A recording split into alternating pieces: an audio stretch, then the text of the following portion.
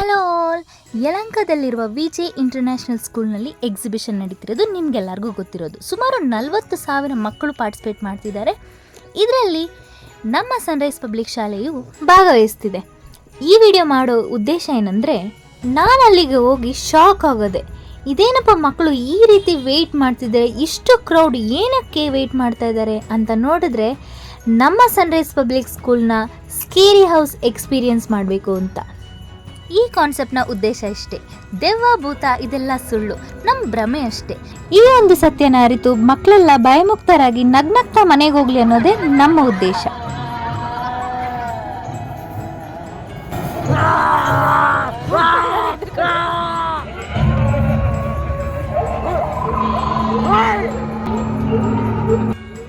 ಭಯ ಆಯ್ತಾ?